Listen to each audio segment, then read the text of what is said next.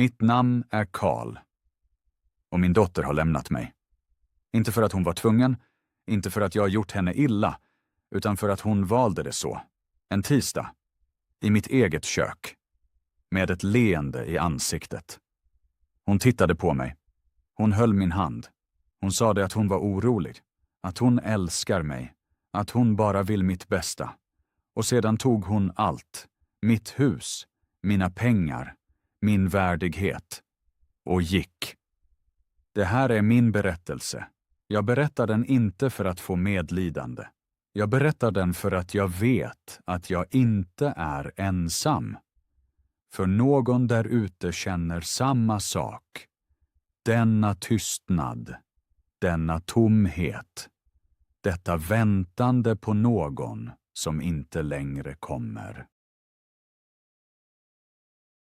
Lisa är min dotter. Mitt enda barn. Jag uppfostrade henne efter att min fru dog. Helt ensam. Jag arbetade.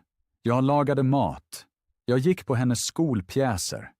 Jag satt bredvid henne på natten när hon var sjuk. Jag gav henne allt jag hade. Inte för att jag var tvungen. För att hon var mitt liv. Mitt enda liv. När hon flyttade hemifrån låg jag. Jag vinkade. Jag sade, lev ditt liv, mitt flickebarn. Sedan stängde jag dörren. Och jag stod ensam i tystnaden. Varje dag väntade jag på hennes samtal. Ibland ringde hon. Korta samtal. Hur mår du, pappa? Bra, mitt barn. Allt bra.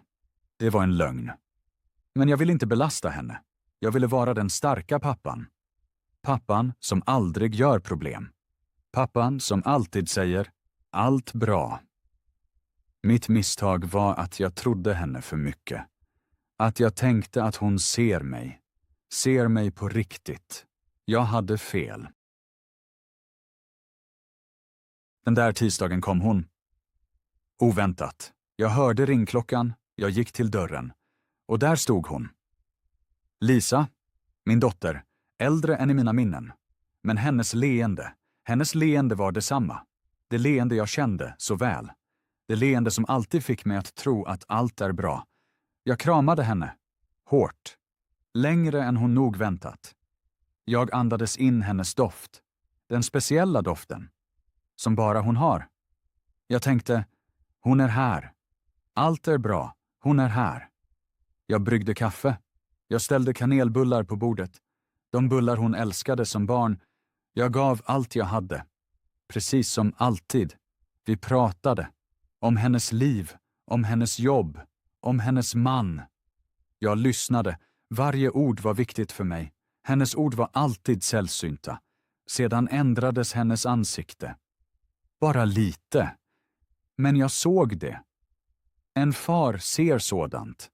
Man känner sitt barns ansikte. Varje linje. Varje uttryck. Jag tänkte, det är något.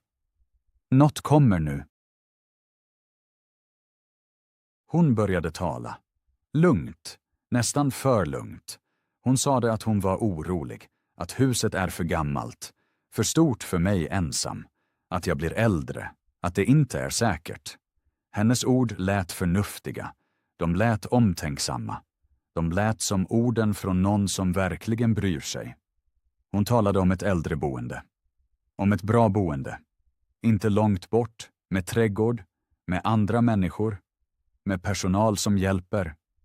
Hon sade att jag skulle bli lycklig där. Jag lyssnade på henne. Och inom mig var en kamp. En del av mig sade, det här är fel. Lyssna noga. En annan del sade, det är din dotter. Hon älskar dig. Lita på henne. Jag lyssnade inte på den första rösten. Jag såg på henne. Det där ansiktet. Det där leendet. Jag tänkte, hon menar väl. Hon är mitt barn. Ett barn gör inget ont mot sin far. Så jag sade, ja, det lilla ordet. Så lätt att säga. Så tungt att bära sedan. Huset såldes. Snabbt. Mycket snabbt. Lisa tog hand om allt. Telefonsamtalen, pappren, besluten. Jag skrev under det hon lade framför mig. Jag läste inte allt. Jag litar på henne. Jag har alltid litat på henne. Pengarna gick in på ett konto. Ett gemensamt konto, sade hon. För äldreboendet. För min framtid. Jag nickade. Dagen då jag lämnade huset var grå. Kall. Jag gick genom varje rum, långsamt. Jag lade min hand mot väggarna. Dessa väggar, som sett allt. Hörnet där min fru brukade läsa. Fläcken på golvet där Lisa föll som barn. Köket där vi suttit så många kvällar. Jag sade ingenting. Men inom mig tog jag farväl av allt. Av varje rum. Av varje minne. När dörren slog igen bakom mig blundade jag kort. Jag tänkte, det var mitt liv. Det var allt jag hade. Kort paus. Du förstår svenska riktigt bra. Men att förstå och att prata är två helt olika världar. Vi skapar ett unikt 30-dagars språksystem för dig som bor i Sverige men ännu inte vågar prata. Ingen tråkig grammatik, bara 15 minuter om dagen.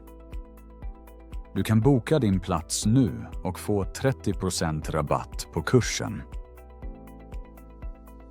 Länken finns i beskrivningen. Expertly, where speaking becomes living. Lisa skjutsade mig till en liten lägenhet. Tillfälligt, sa hon. Bara tills äldreboendet får en plats. Hon ställde 2 väskor åt mig. Hon sa att hon skulle höra av sig. Hon kysste mig på kinden och gick. Jag väntade. 1 dag. Sen 2. Sen en vecka. Telefonen ringde. Men aldrig var det Lisa. Jag satt i den lilla lägenheten. Vid ett främmande bord. Med främmande väggar. Med mina 2 väskor. Jag visste inte vad jag skulle göra. Så jag väntade. Så som jag alltid väntat. På hennes samtal. På hennes röst. På ett tecken att hon ännu finns. Att hon tänker på mig. Vissa kvällar ringde jag hennes telefon. Det ringde. Ingen svarade. Jag lämnade ett meddelande. 2. 3. Sedan slutade jag. För jag märkte att meddelandena inte nådde fram. Eller kanske gjorde de det.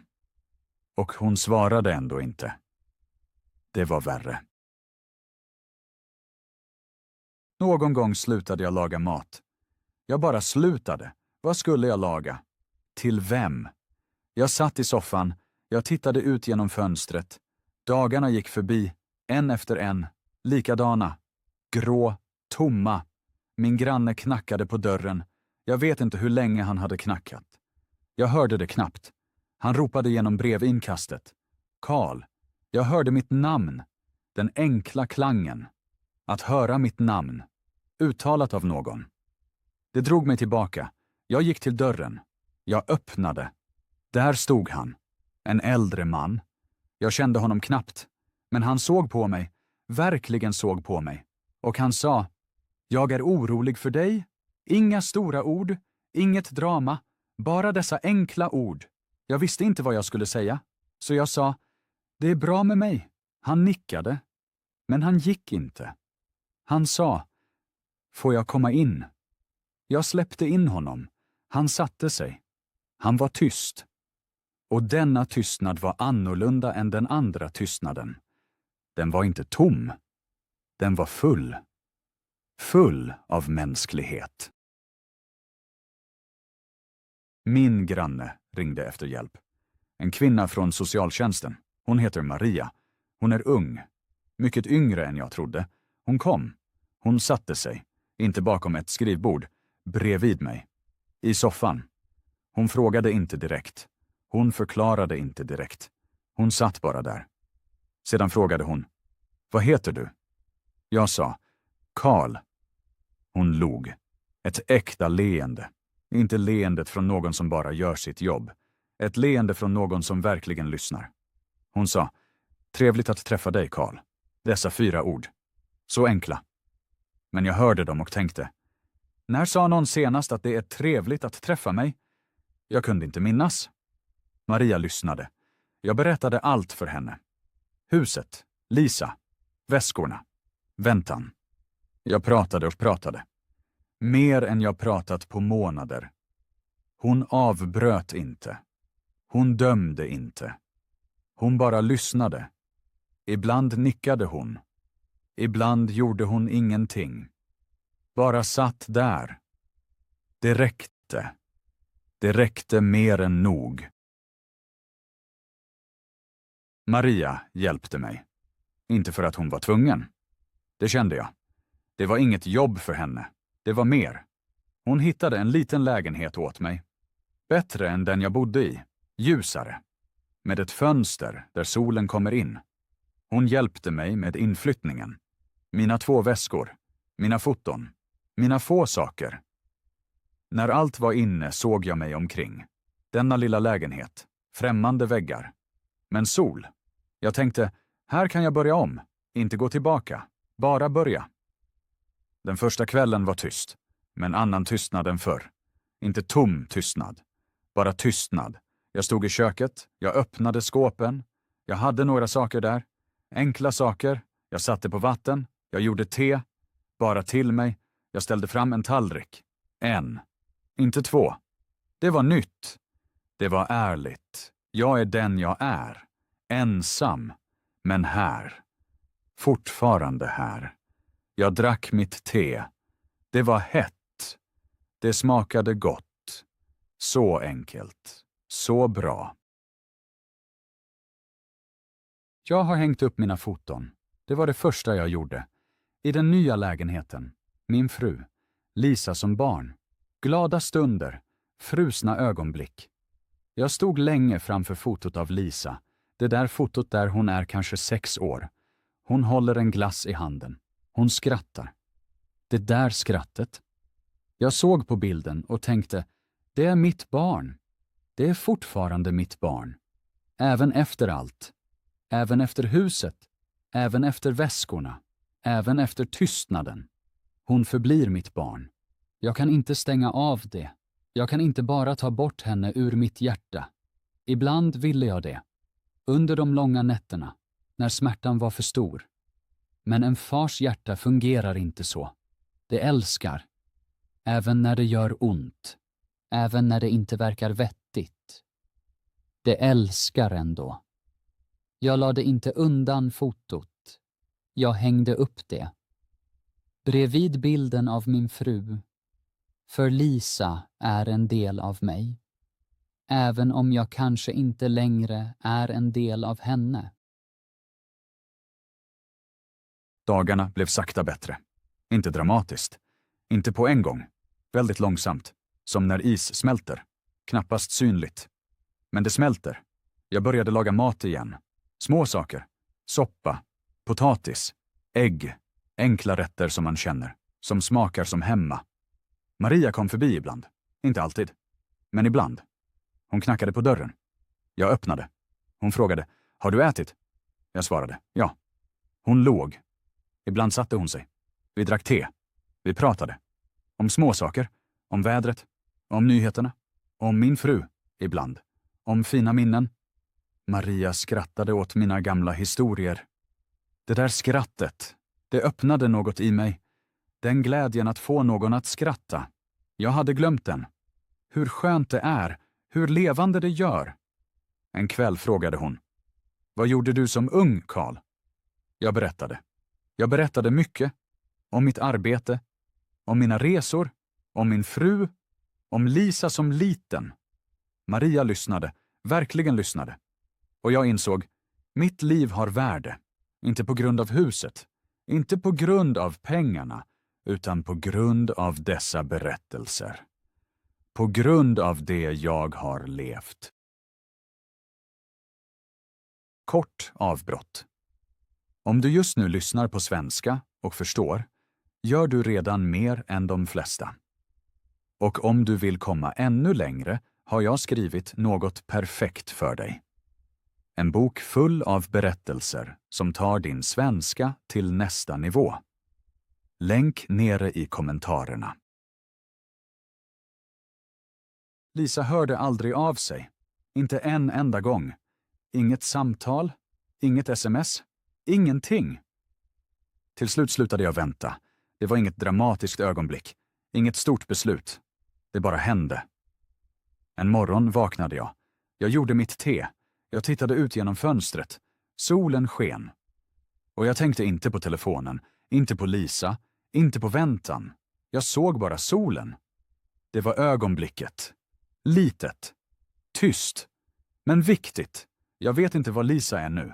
Jag vet inte vad hon tänker. Jag hoppas att hon är lycklig. Verkligen. Inte av bitterhet. Inte av plikt. Jag hoppas det eftersom jag är hennes pappa. För en pappa vill alltid sitt barns lycka, även när barnet har glömt honom. Jag ber för henne. Ibland på kvällarna, tyst. För hennes hälsa. För hennes själ. Jag ber att hon en dag förstår vad hon gjort. Inte för att hon ska lida, utan för att hon ska växa. Så att hon kan se sig själv. Så att hon kan finna fred. Maria lärde mig något. Utan att säga det. Bara genom det hon gjorde. Hon lärde mig att familj inte alltid är blod. Familj är den människa som stannar. Som inte går när det blir svårt. Som knackar på även när hen inte måste. Som frågar, har du ätit? Som lyssnar. Som skrattar åt gamla historier. Det är familj. Hela livet har jag trott att familj är det viktigaste. Det stämmer fortfarande. Men min bild av familj har förändrats. Familj är inte automatisk. Familj blir till. Genom beslut. Genom små gester. Genom att stanna kvar. Min granne. Maria. Några andra människor som jag numera känner. Det är min familj nu. Liten. Men äkta. Ärlig. Dessa människor är mig inget skyldiga. Och ändå är de här. Det är mer värt än allt annat. Det lärde jag mig sent. Kanske för sent. Men jag har lärt mig det. Idag sitter jag vid mitt köksbord. I min lilla lägenhet. Solen lyser in genom fönstret. Mitt te är hett. Mina foton hänger på väggen. Jag tittar ut genom fönstret. Ute går människor. De lever sina liv.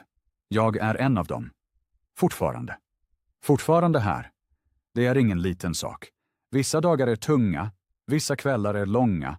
Vissa nätter ligger jag vaken och tänker på Lisa. På min fru. På det gamla huset. På allt som var. Men på morgonen reser jag mig. Jag gör te. Jag tittar ut genom fönstret. Och jag är här. Bara här. Det räcker. Det måste räcka. Och oftast gör det. Och nu talar jag med dig. Kanske är du också en som väntar. På ett barn. På en röst. På ett tecken. Kanske har du väntat länge. Då vill jag säga dig. Du behöver inte vänta. Du får sluta vänta. Inte för att hoppet är fel. Utan för att ditt liv går vidare. Med eller utan väntan. Du är fortfarande här. Det är nog. Det är mer än nog. Öppna dörren. Inte för dem som gått. För dem som kanske ännu kommer. De oväntade. Världens alla Marior. De finns där. Ibland måste man bara sluta vänta.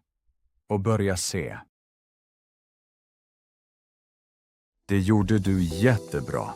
Nu är nästa steg att tala med självförtroende. Säkra din plats i vår 30-dagars kurs och få 30% rabatt. Länk finns i beskrivningen. Vi ses nästa gång.